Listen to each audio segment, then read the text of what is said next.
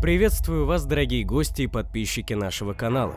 Для всех любителей криминальных историй наш психологический проект «Про нас» предлагает вашему вниманию криминальные истории с участием нарциссов и психопатов. Как вовремя распознать этих потенциальных преступников, скрывающихся под маской социально благополучных личностей, чтобы не стать жертвой этих смертельно опасных людей, мы рассказываем на нашем основном канале «Про нас», ссылку на который я дам внизу под этим видео.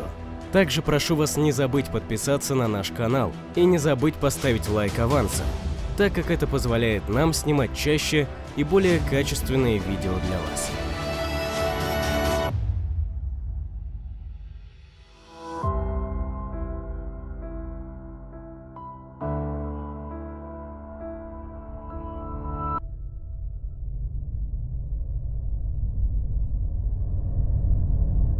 В Выборгском районе Петербурга задержали мужчину, которого подозревают в убийстве супруги. Как полагает следствие, он ударил женщину топором. Затем пытался избавиться от тела.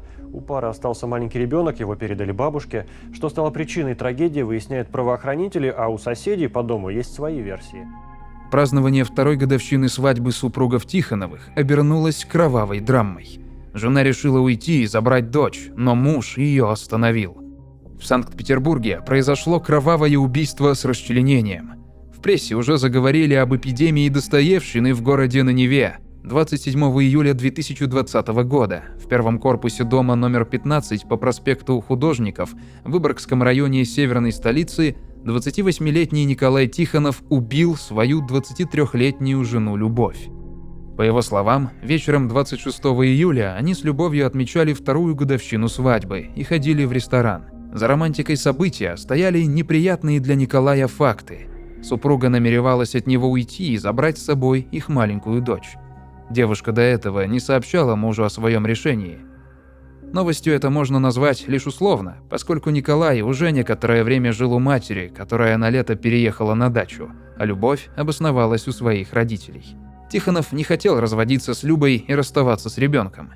После того, как пара вернулась домой из ресторана, Николай начал высказывать жене свои претензии насчет разрыва, по итогу которых между ними завязалась нешуточная ссора. В определенный момент мужчина схватил топор и по меньшей мере трижды ударил Любовь по голове.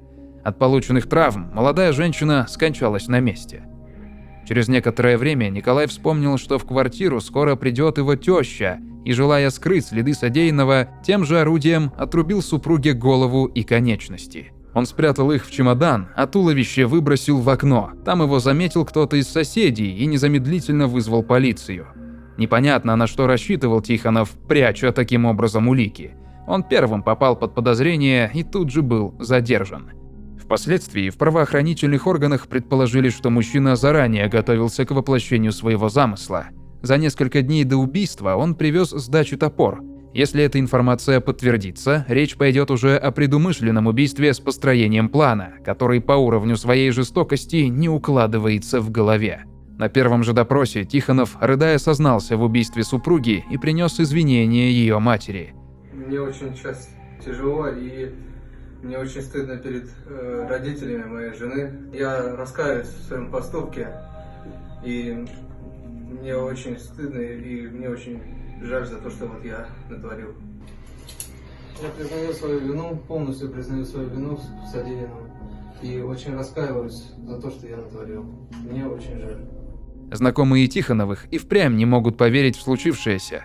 Бывшая одноклассница убитой Дарья рассказала журналистам, что со стороны брак Николая и Любови выглядел чуть ли не идеальным. Пара познакомилась в 2016 году в реабилитационном центре. Люба с детства была инвалидом по слуху, она училась из-за этого в специализированной школе.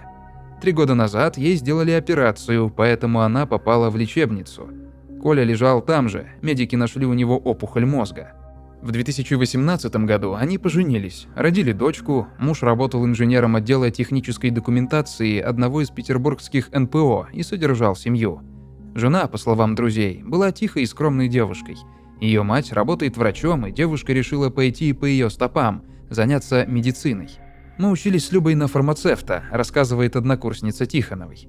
Она всегда была умной и неконфликтной, училась на отлично. Бабушки наперебой вызывались посидеть с маленькой внучкой. Любовь на 2-м курсе взяла академический отпуск по уходу за ребенком, но потом вернулась к учебе. Судя по записям девушки в соцсетях, ей нравилось учиться. Простая молодая семья, часто с коляской гуляли, с алкоголем Николай не дружил, не выпивал, не курил, человек был активный, у него была активная позиция, то есть он не тот, кто приходит домой с пивом валяться. Спортом занимался. Никто на них не жаловался, скандалов мы не видели. Удивляются теперь соседи Тихоновых. Мальчик-то такой хороший, такой услужливый. Вот если идешь на улице, он предлагает помощь. Неужели он такое совершил? Пораженно говорит пожилая женщина, которая жила в одном доме с парой. Другие соседи Тихоновых рассказывают, что в поведении мужа всегда были заметны явные проблемы с головой. Мои родственники не хотели с ним ездить в лифте в одном. У нас были конфликты раньше. Мы судились, в милицию писали. Он на нас, мы на них, утверждает один из жильцов подъезда. По его словам, причиной конфликта с Тихоновым стала коммунальная авария. Один из жильцов дома на проспекте Художников поделился слухами о том, что Николай профессионально занимался спортом. На одной из тренировок мужчина получил черепно-мозговую травму и перенес операцию. Судебный эксперт-психолог Олег Долгицкий подтвердил, что подобные травмы и хирургические вмешательства несут большие риски для психики. Удивительно, но даже однокурсники Николая вспоминают, что во время учебы он казался неуравновешенным. Он всегда сидел на первой парте, ни с кем не общался, вел себя как отшельник. Он ходил в кожаной куртке и спортивных штанах, носил ботинки и кепку. За такой наряд мы прозвали его таксистом. Помню случай. 2 девушки бросались бумажками, попали в него случайно. Он начал жаловаться на них в деканат и писать угрозы в соцсетях. Потом мы выставили его фотографию в общей группе. Это его сильно разозлило. Сразу несколько однокурсников переслали корреспонденту угрозы Николая, которые он им писал в социальных сетях. В сообщениях он обещал отомстить всем обидчикам. «Если люди могут считать, что они безнаказанно издеваются, то это не так», – писал Николай. «Поверь, я не так прост». А однажды Николай напал с ножницами на одного из своих однокурсников. «Он писал, что накажет меня», – пояснил Иван. Я ответил на его угрозы, в ответ он попробовал подраться со мной, что не особо получилось. И через час он уже стоял с ножницами в руках на улице возле института. По словам однокурсников, Николай попытался ударить Ивана ножницами, но его сразу же обезоружили. Противник отделался лишь царапиной, а Николая после этого прозвали Эдвард Руки-ножницы. Мы все жаловались на него в деканат, говорили, что он неадекватный, агрессивный, вспоминают однокурсники Николая. Но из-за его хорошей учебы все замяли, а в нападениях и угрозах обвинили нас самих. Теперь после убийства мы все живо вспоминаем эту историю. После вручения дипломов никто из однокурсников не поддерживал связь с Николаем, да и сам молодой отец был нелюдим. В социальных сетях у него всего 17 друзей. После женитьбы его мир замкнулся только на своей жене и ребенке.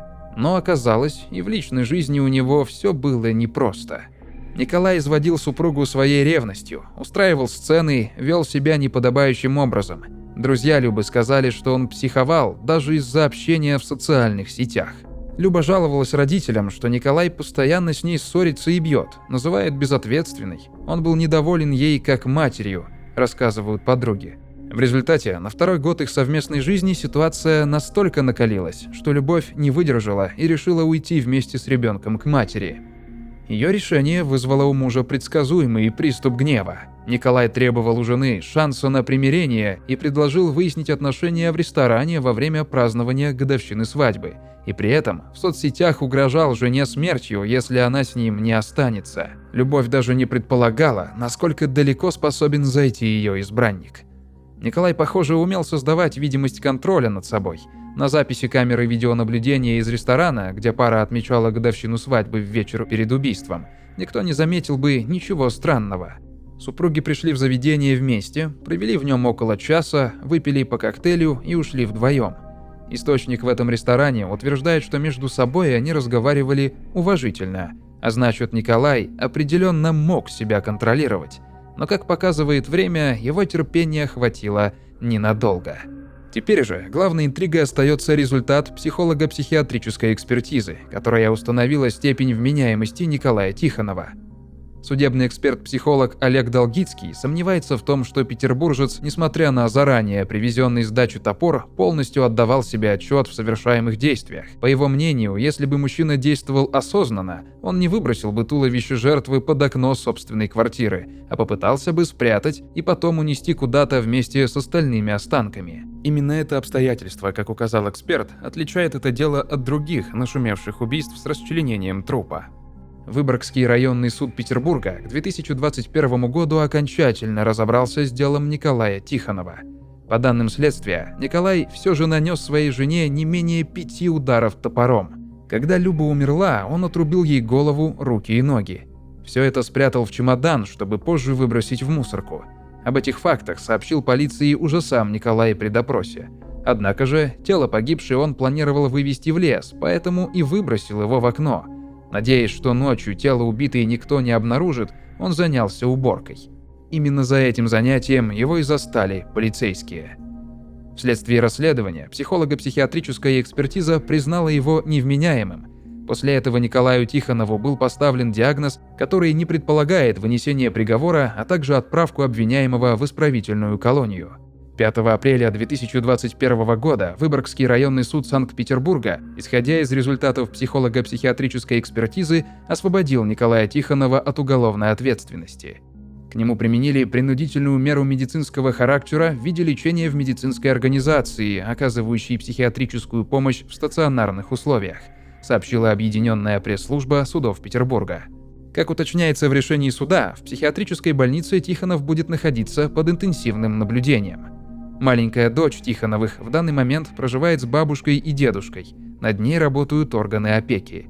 Эта история поражает своей жестокостью и несправедливостью. Что еще можно об этом сказать? Очередной убийца не за решеткой, а в больнице. Никто ведь не может дать гарантии того, что после лечения Николай не захочет повторить свое преступление. Может быть, он снова начнет отношения с девушкой. Чем они могут закончиться? Дорогие подписчики и гости канала, как вы считаете, справедливо ли наказание? Принудительное лечение в психиатрической больнице для убийцы молодой девушки, да еще и такое зверское убийство с расчленением? Пишите свое мнение в комментариях.